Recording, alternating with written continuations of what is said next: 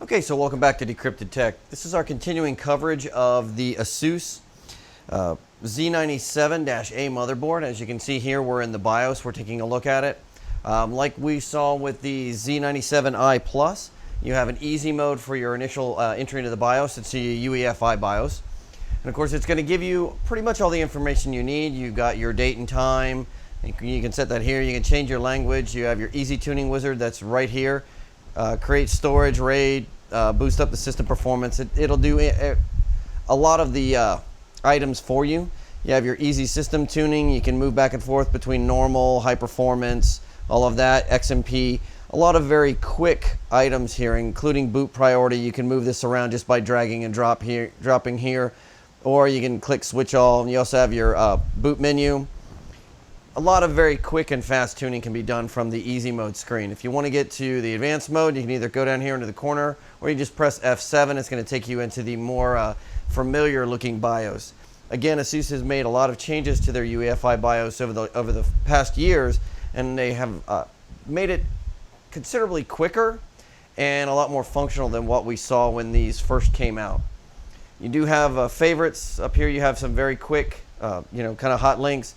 Q fan control, press F6, or just click on this. My favorites, you can drop favorites onto a desktop, so you have favorite settings, get to them easier. Again, your easy tuning wizard, quick notes, you can drop notes in here.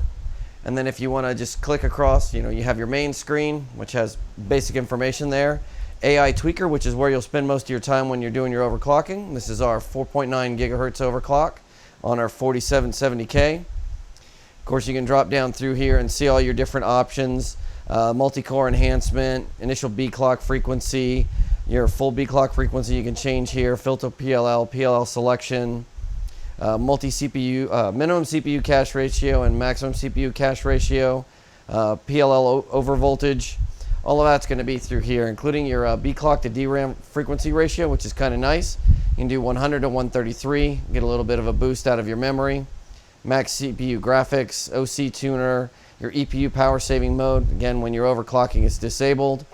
You have all your timing here, so you can set your different timings to get the most performance out of it. Back up to the top, click this and we'll take you back. All right, Digi Plus VRM. Again, this is your basic settings for the Digi Plus VRM. Your CPU load line calibration. Click on this, it's going to give you your different options. And of course, one of the nice things is it'll give you information down here at the bottom about the setting that you're getting ready to change. This is kind of a nice feature if you're new to overclocking or you're new to tinkering around in the BIOS. You can hit a lot of this and it'll tell you exactly what you're doing and what you're turning on or turning off. The CPU power management, turbo mode, you can turn it on and off, long duration, package power limit. There's a ton of features and a ton of options that Asus has thrown into even their channel level boards that you used to only see on their higher end systems like your ROG line.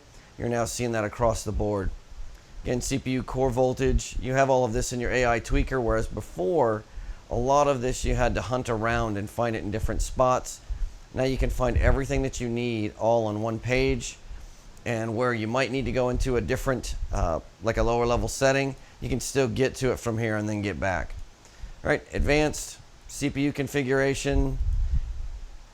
Again, it's going to give you information about it, and then of course you have some other options here. Execute bit disable, active processor cores. You can do 1, 2, 3, or all is going to of course be all. Then you can go into your CPU power management. Again, we've already seen a lot of this stuff. CPU C states. So some of the items in here are going to be redundant, but that's mostly because they're in different places for different headings. PCI Express configuration. Go in here, you set up your speed, Gen 1, Gen 2. All right, the RAID start. So that's turned off right now. Just gonna, pretty much rapid start, so excuse me. Smart Connect technology. We have yet to use this in any kind of real configuration, but it sort of keeps applications going when the system is sleeping. Again, it's not something we use. We tend not to put our systems to sleep. All right, here you're going to see everything about your PCH storage. So you're going to be your storage options, SATA Express SRIS support. SATA mode selection. AHCI is going to be your default. Aggressive LPM. And again, like the other boards, you can actually change the names so you can tell it exactly what you have running and what's plugged into each spot inside the BIOS, which is kind of nice. We'll scroll back up. Now, one of the things we do want to talk about with the on the board, there is a PCIe M.2 SATA, M.2 port. That's only going to be PCIe. It's not SATA, so you won't see that show up in here. That's actually going to be in another spot. So PCIe configuration, here's your different links. Again, memory configuration, memory scrambler, memory remap. All right. USB, again, a lot of this stuff is very easy to, figure out. It's very self-explanatory. Here's what we were talking about. This is a PCI Express slot and M.2 bandwidth. Now in this, you can either set it to M.2 mode or you can set it to PCIe slot 1 and 2 at X1. That means they're going to run at X1 mode, and pretty much they'll run as X1 slots. But if you want to do M.2 mode, then what this is going to do is it's going to turn your M.2 port to run at that full M.2, so you'll get the full bandwidth out of it. Of course, your LAN controller, whether or not you want the Pixie boot on, which is where you can boot from LAN. Advanced power management. Network stack, again, pretty much the basic stuff. Your monitor screen, it's going to tell you what your CPU is doing as far as temperature, motherboard temperature, PCH core temperature. You have different sensors you can light up. And of course, it's going to give you your fan speeds and your fan options. And then all your different voltage management. Again, CPU Q fan control, we have that turned off because we have a water pump on it. And then you have different options for your other fans. You can set it to PWM mode, DC mode. DC mode is what you would turn on if you're running three pin fans on there. If you want to do PWM, you'll need the 4-pin fans there, so to take advantage of the full 4-pin headers. Now here you can tell it what it is, what's the source, motherboard, PCH cores, T sensor. And then here you can set either to ignore or you can set your alarm. So if it runs below 300 RPM, you'll be able to, it'll set off an alarm for you. All right. The boot menu. Here, fast boot support. Again, what are you doing? Partial initialization of the USB, PS2 keyboard on, network stack driver. It's disabled because the whole thing is disabled.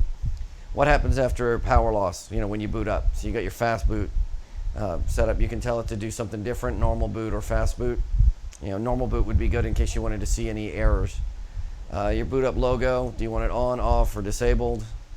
Post time delay, you can set that for different levels. All the way up to 9 seconds. 3 seconds is the default. And again, a lot of your usual options that you have. Of course, you have your compatibility support module. This is all turned on. Let's leave that on by default. And secure boot, we've talked about this before. Here you have two options, UEFI mode or other OS. If you're going to boot a non-signed operating system, such as, let's say, XP or one of your different flavors of Linux, or you wanted to run something like Ghost or a Kronos True Image to make a backup image of your hard drive, you would need to set this to non-other OS. Otherwise, it's not going to boot up because it's not going to see it as a secure operating system. Key management, again, 99% of this stuff you would leave alone. So we won't get too much into that. And then of course you have your different tools, Easy Flash, Setup Animator, Asus overclocking profiles, Asus SPD information. You can tell exactly what's going on with each of the DIMMs that are in there and see the different specifications. The memory we have now, the JEDEC spec is 1333, XMP1 is 2400, and then of course 2133 for XMP2. So that covers pretty much everything we have in the BIOS on the Asus Z97A motherboard. We're going to go ahead, and our next video we'll have for you is going to take a look at the AI suite that comes with this. As always, if you like this video, be sure to click on the like button. Be sure to share with your friends and make sure you subscribe to stay up to date with the news and reviews we have for you. Thank you.